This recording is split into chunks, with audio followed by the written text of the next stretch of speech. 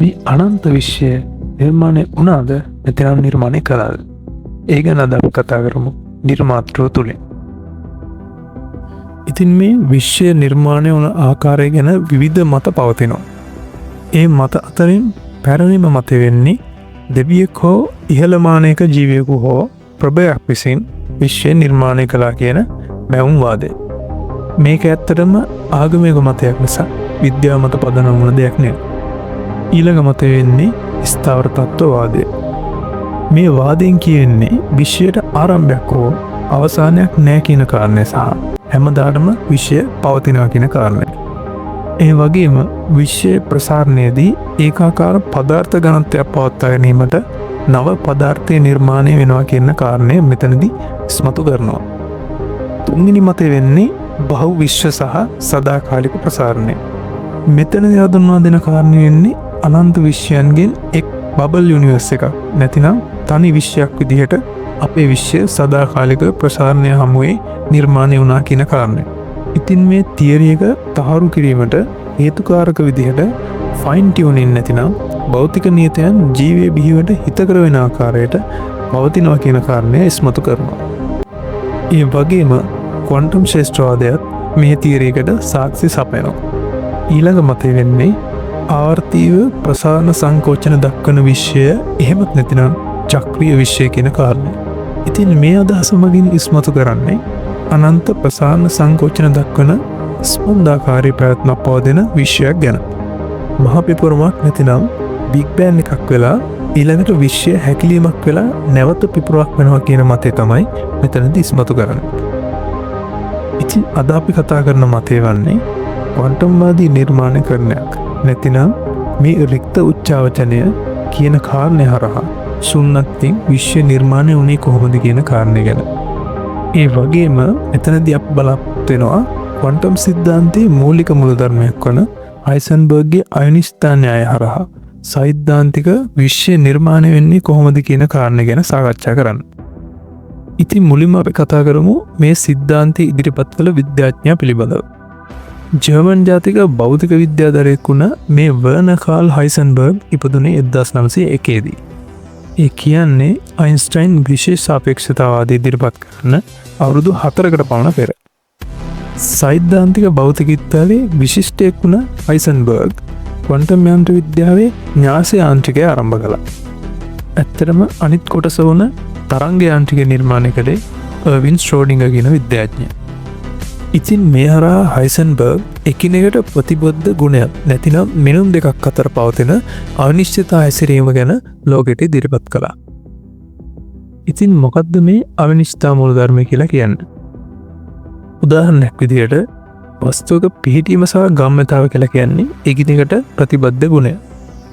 ඒ වගේම සාමාන්‍ය ලෝකයේදී දෝෂය අවමන පරිදි ඉතා නිවැරදිව මේ ගුණයන් දෙක මනින්න පුළුවන්. නමුත් ක්වොන්ටම් පරිමාණයේදී මේ දෙකම එකවර නිවැරදි මනින්න බෑ කියන කාරණාව තමයි මේ මූලධර්මයේ සරලම අදහස. ඒ කියන්නේ මේ විශ්වය අපට තොරතුරු සම්පූර්ණයෙන් දැන ගැනීමට ඉඩ ලබා දෙන්නේ නැහැ කියන කාරණය. ඉතින් මේ දක්වලා තියෙන්නේ පිහිටීම සහ ගම්‍යතාව අතර අනිශ්චිතතා මූලධර්මය. මේ ප්‍රකාශනයෙන් අදහස් වෙන්නේ පිහිටීමේ දෝෂය ඩෙල්ටා x සහ ගම්‍යතාවේ දෝෂය ඩෙල්ටා p අතර ගුණිතය h ක්‍රොස් බෙදීම දෙක කියන අගයට වඩා කුඩා අගයක් වෙන්නේ නැහැ කියන කාරණය. ඒ කියන්නේ කිසිම විටක ගම්‍යතාවයේ හෝ පිහිටීමේ දෝෂය ශුන්‍ය බවට පත් වෙන්නේ නැහැ. ඒ වගේම දෝෂයක් නොමැතිව කිසිම මිනුමක් ලබා ගන්නට බෑ කියන අදහස් තමයි මෙතනදී ගම්‍ය වෙන්නේ. ඒ වගේම පිහිටීමේ දෝෂය අඩු වන විට ගම්‍යතාවයේ දෝෂය වැඩි වෙනවා. අනික් අතට පිහිටීමේ දෝෂය වැඩි වෙන විට ගම්‍යතාවයේ දෝෂය අඩු වෙනවා. ඉතින් මේ අනිශ්චිතතා මූලධර්මය කාලය සහ ශක්තිය යන ප්‍රතිබද්ධ ගුණයන් සඳහාද යොදන්න පුළුවන්. එනම් කාලය හා ශක්තිය එකවර නිවැරදිව මැනීමට නොහැකිය කියන කාරණය. දැන් අපි අනිශ්චිතතා මූලධර්මය යොදාගෙන සරල ගණනය කිරීමක් සිදු කරමු. එදිනෙදා කාලය මන්න විරාම ගටිකාවක දෝෂය ආසන්න වශයෙන් තප්පර 0.5ක් වෙනත් යම්කිසි ශක්ති විපර්යාසයක් සඳහා ගත වූ කාලය මැනීමේදී ශක්තිය සිදු අවිනිශ්චිතතාව ගණනය කරමු. මේ කාලයේ දෝෂය තත්පර 0.5ක් වන විට ශක්තිය දෝෂය කුමක් විය හැකිද? මෙතනදී අවිනිශ්චිත ප්‍රකාශනයේ දෙපස සමාන අවස්ථාව සලකලා ශක්තියේ අවිනිශ්චිතතාව සඳහා අගය ලබා ගැනීමට අගයන් ආදේශ කිරීම සිදු කළ යුතුයි. ඉතින් මෙලෙස ගණනය කළ විට ජූල් 10 ඍණ 34ට ආසන්න වන තරම් නොසලකිය හැකි තරම් කුඩා අගයක් අපට ලැබෙනවා.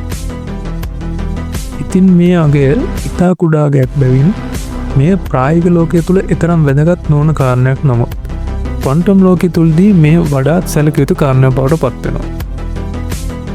මෙම කාරණය තමයි විශ්වයක් ආරම්භ වීම සඳහා සෛද්ධාන්තිකව වැදගත් වන ලක්ෂණය එන්නේ. දැන් අපි කතා කරමු විශ්වය සම්භාව්‍ය වුණායයි මේ තීරකයේදී පෙන්වා දී ඇති ආකාරය. ඉතින් මුලින්ම ක්වොන්ටම් උච්චාවචනයක්, දෙවැනියට ක්වොන්ටම් උවංකරණයක්, තුන්වැනියට අන්තරික්ෂ උද්ගමනය සහ අවසානයේ මහා පිපුණු ලෙස දක්වනවා. ඉතින් අපි මෙතනදී මුලින්ම කතා කරමු ක්වොන්ටම් උච්චාවචනය ගැන. මේකට ඉංග්‍රීසියෙන් ක්වොන්ටම් ෆ්ලක්චුේෂන් කියලා තමයි කියන්නේ.